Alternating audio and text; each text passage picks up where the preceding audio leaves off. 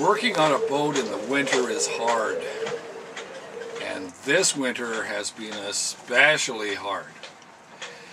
I set goals for the work I would like to do during the winter, and this year I've fallen a bit short.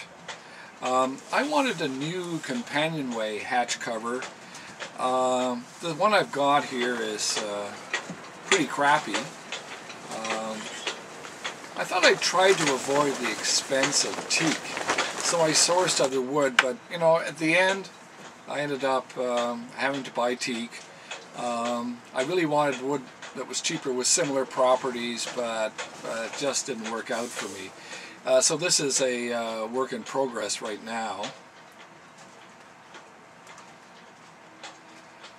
I bought hinges for the cockpit cover last summer, and I've got the port side done. They were falling off, of course. The starboard side is not yet complete. I've sanded and oiled the teak hatchboard covers, the steps, the railings, and the cabin. That was really time consuming, and I'll tell you about that later on. I had a fire in the galley this summer. Mea culpa.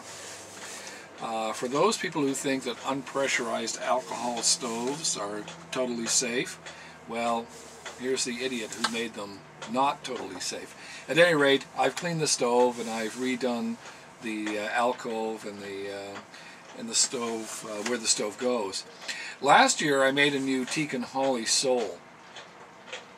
I'm going to give it one more coat of varnish this year. I think that'll be coat number 8. I also painted the bilge this year with anti-mold paint. That should get rid of the last of the mold that I've been fighting for years and years on this old boat.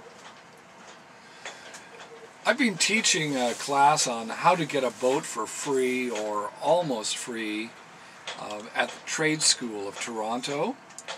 At the trade school you barter for knowledge. So I bartered for a larder full of food, which I now have. By the way, thank you very much everyone who came to my class.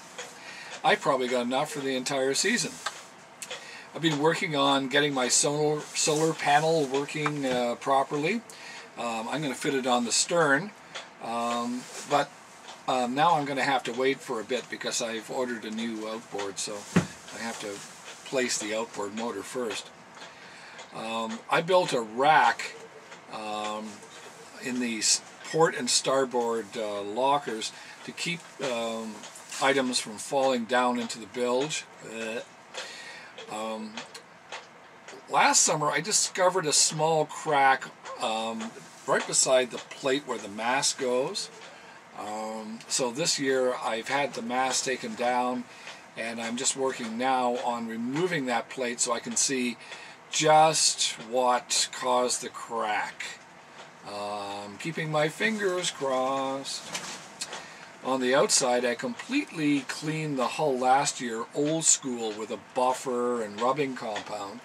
This year I'm doing it the new way with acrylic polish. I'll show you how easy that is later on. I've got to do a bit of sanding before I put on the anti-foul, and I'm finally repainting the boot line and putting on a new hull stripe.